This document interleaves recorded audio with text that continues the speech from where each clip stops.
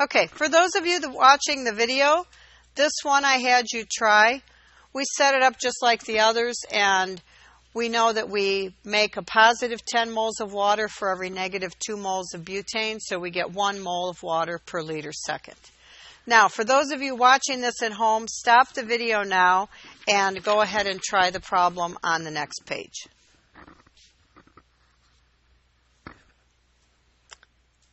When we look at the second one, we know that the rate of production of oxygen is 0.3 moles per liter second. The potassium nitrate is decomposing negative 4 moles of potassium nitrate for every 5 moles of oxygen. So the rate for decomposition of the potassium nitrate is negative 0.24 moles of potassium nitrate per liter second. When we look at the other products, we have the potassium oxide, 0.3 moles of oxygen per liter second. The potassium oxide is 2 moles for 5 moles of oxygen, so we get 0.12 moles per liter second. And for the nitrogen, we have the same ratio, 2 moles of nitrogen for 5 moles of oxygen, so we get 0.12 moles of nitrogen per liter second. So that is the easy math that we do at the beginning of this chapter. Now we want to start looking at how we monitor kinetics and changes in concentration during a reaction. And we can look at this the easiest way by graphing some information.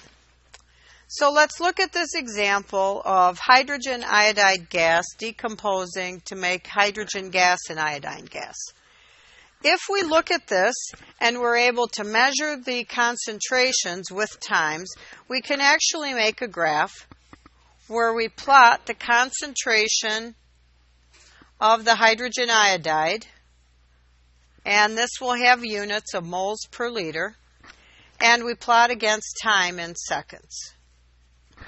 And what we get is a nice curve. You don't get a straight line decomposition. We get a curve. If we look at this curve and we find any point in time, we just choose a random point in time. If we draw a tangent line to this curve, and you remember, I'm going to try and draw this really nice and straight, but you remember a tangent line touches the curve at one point only, right? Then if we look at the slope of this line, we know that the slope is equal to the change in y over the change in x. So the slope of the line is equal to the change in concentration of the hydrogen iodide divided by the change in time. So that gives us the rate in moles per liter second. So this is what we'll actually be doing in lab, not this week on Wednesday, but next Wednesday we'll actually be doing this lab activity. And we will be trying to determine the concentration as it changes with time and then the rate of reaction. So we can get information pretty easily by graphing in the lab. Now, we can also look at the mathematical relationship and introduce a couple of equations that tell us about rate of reaction. So, the rate of reaction can be calculated mathematically using the concentration and a rate constant. Now, the thing about these rate constants is when I think of something as constant, I think it should be the same all the time. To me, that's constant. It's the same all the time. When we're talking about a rate constant, it's for a particular reaction and it is for a certain temperature. So if you change the temperature, you change the constant. And that's something I personally found a little disturbing when I was first starting to study this. I'm thinking, well, it's not much of a constant if you change the temperature a little bit. So in this chapter, you will see information that says, at such and such temperature, the rate constant is this. We don't use the temperature for our calculations, but it will be written in the problem, and we just ignore it. Okay? So the rate of reaction can be calculated using the constant and the concentrations. So let's think of some generic reaction. A plus B yields C. The rate of reaction is proportional to the product of the concentrations of the reactants raised to some exponential power.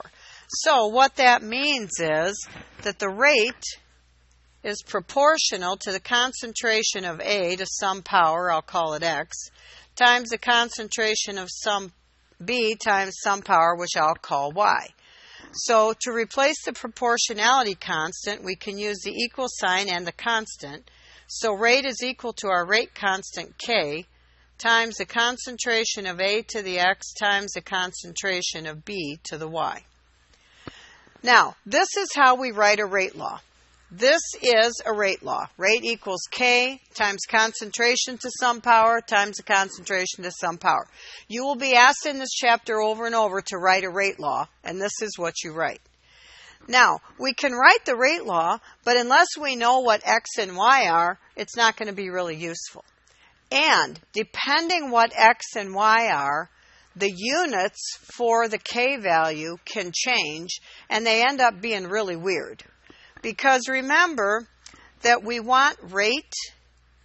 Rate has units of moles per liter second. Now, K is going to have variable units, and the concentration of A is in moles per liter, and B is in moles per liter. When we start raising these to exponential powers, we can end up with things like moles squared per liter squared, or moles to the fourth divided by liters to the fourth.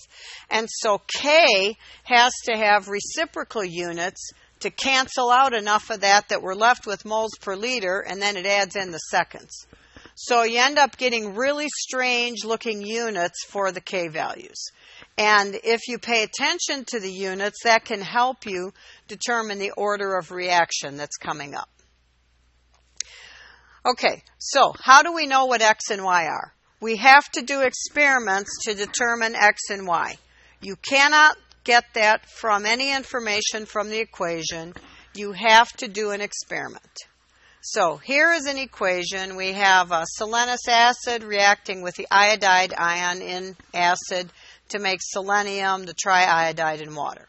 So write a rate law for this reaction if you are told, because somebody else did an experiment and they told you that the exponents are 1, 3, and 2. So we write a rate law. Rate is equal to K. We always start out that way. Every rate law starts that way. Times the concentration of selenous acid raised to the first power, because somebody did an experiment and they told me that's what it is, times the concentration of the iodide ion raised to the third power, times the concentration of the hydrogen ion squared. So now I know the rate law because somebody did experiments and figured it out. Now I know the rate law. Now is where I can use this rate law equation to calculate the rate of reaction. So calculate the rate of reaction when the rate constant is 5 times 10 to the fifth. Now look at these weird units. Liters to the fifth, moles to the fifth per second. Because when we cube this and square this and raise this to the first power, we get units 1 and 3 and 2 is 6. So we get moles to the sixth per liter to the sixth. And so my total unit for concentration is this. And when we multiply by this weird unit, liters to the fifth per mole to the fifth second, these 5's cancel and we get moles per liter second. So it makes the units cancel. So pay attention to the units because they'll help you. So now we plug and chug. Rate is equal to K times the concentration of H2SeO3 to the first power. Usually I don't put the first in there, I just leave it out. Iodide to the third times hydrogen to the second. Now we can plug in the numbers and calculate the rate. So my K value is 5.0 times 10 to the 5th, weird units, liters to the 5th per mole to the 5th second, times the concentration of the selenous acid, 2.0 times 10 to the negative 2nd molar, times the concentration of the iodide, 2.0 times 10 to the negative 3rd molar cubed, times the concentration of the hydrogen ion, 1 times 10 to the negative 3rd molar squared. So, as I chug through this, the rate is equal to 5.0 times 10 to the 5th, liters to the 5th per mole to the 5th seconds, times 2.0 times 10 to the negative 2nd molar, times 8.0 times 10 to the negative 9th molar cubed, times 1.0 times 10 to the negative 6th molar squared. So the rate is equal to 8.0 times 10 to the negative 11th moles per liter second. So it all comes out in the wash, but it takes some time and practice to be able to recognize this and to really watch the units. So it really is plug and chug, but the algebra gets messy because you have exponents that are often very small negative numbers or large negative numbers for the exponents making small numbers, and then you're squaring or cubing or quadrupling or whatever. So you do have to pay attention to your math and pay attention to the units. So let's have you go ahead and do the next one at the boards with your groups.